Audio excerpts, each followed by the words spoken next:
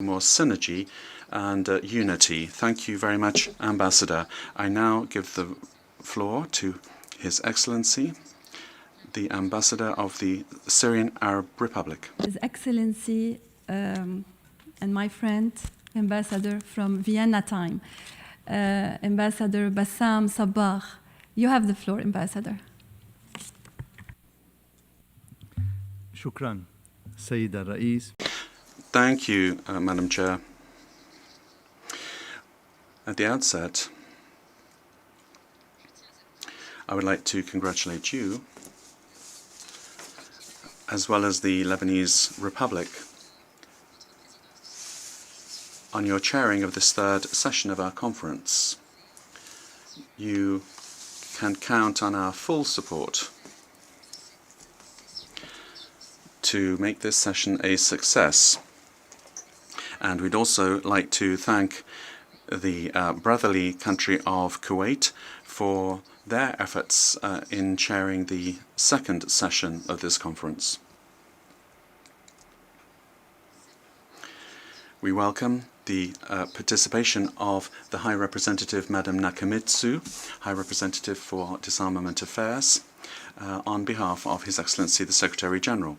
Madam Chair, we are meeting following the 10th review conference of the NPT,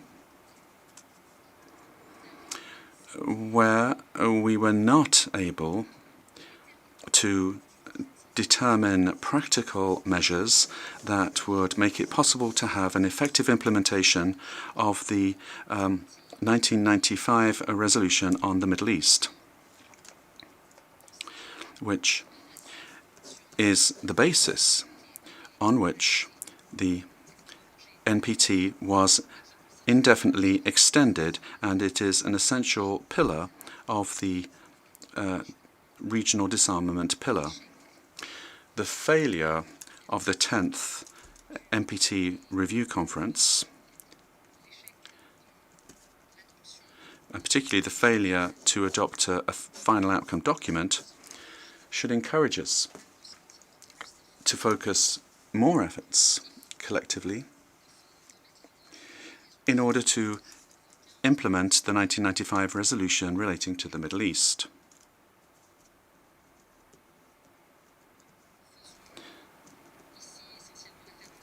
Here we are referring basically to three states: the United States, the United Kingdom, and the Russian Federation. They are the three states responsible for the implementation of this, primarily responsible for the implementation of this resolution. Moreover, we would recall the decision of the General Assembly 73/546, which is an essential step for exiting the crisis. I'm talking about the crisis with regard to the implementation of the 1995 resolution relating to the Middle East. The Syrian Arab Republic had supported this General Assembly decision because it represents a parallel process making it possible to implement the 1995 resolution, a parallel process, I repeat, and not an alternative.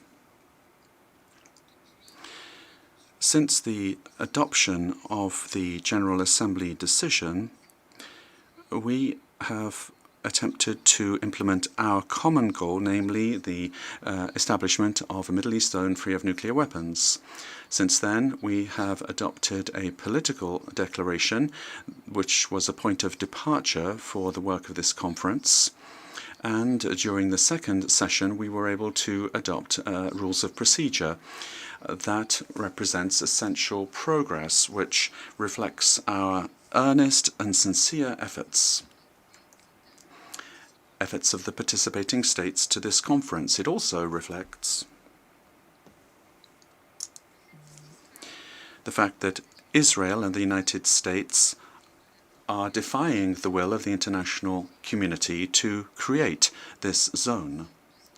These two states are also putting obstacles in the way of these efforts. The non-proliferation regime throughout the world has recorded several successes. 5 regions, in fact, are exempt of nuclear weapons in Africa, Latin America and the Caribbean, Central Asia, in Southeast Asia, and in the Southern Pacific Ocean. That notwithstanding, our region, for 27 years now, has continued to call for the creation of such a region in the Middle East. And we are we're involved in major efforts to extend these systems, and we regret that our earnest and sincere efforts are constantly facing the refusal by Israel to join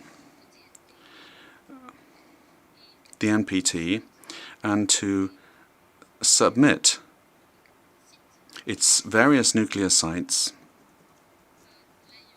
to the IAEA. Madam Chair, the Syrian Arab Republic was amongst the first states to join the NPT, and we also signed the agreement relating to the general IAEA guarantees, as well as the Convention on Biological Weapons. We've also joined the Chemical Weapons Convention, and we continue to deploy all efforts to ensure that we can turn the Middle East into a zone free of nuclear weapons and weapons of mass destruction. We feel that this would be an essential step in disarmament, and this is a step which would help us to strengthen the non-proliferation regime, which should allow us to achieve our final goal of regional and international peace and security.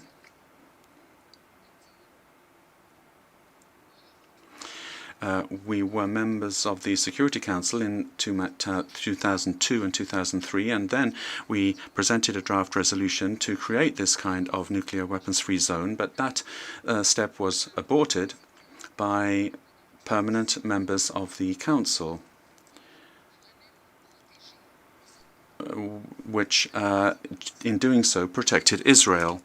Certain Western states, headed by the United States, have allowed Israel to possess weapons of mass destruction. These weapons have been modernized, although Israel refuses to allow the IAEA to carry out inspections of the various nuclear sites in Israel, and this represents a serious threat to peace and security in the Middle East.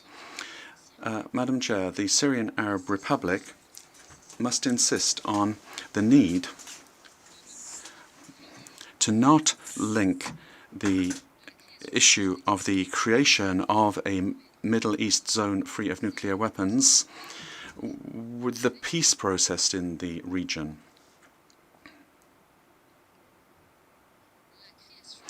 Indeed, the creation of such a zone does not need measures to be taken to reinforce trust. What we need is genuine willingness on the part of Israel to join the non-proliferation regime.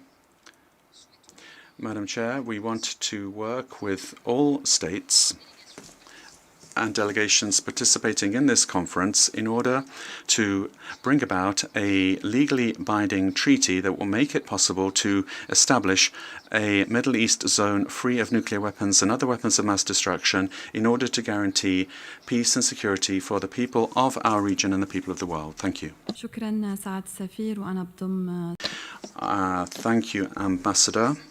I would like to endorse what you have said in calling upon the various states of the region to review their positions and to participate in the various sessions of this conference.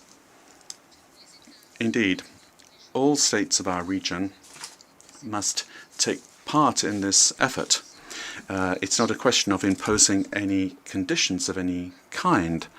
We want to work on the basis of consensus, according to our rules of procedure. Thank you, Ambassador. I would now like to give the floor to His Excellency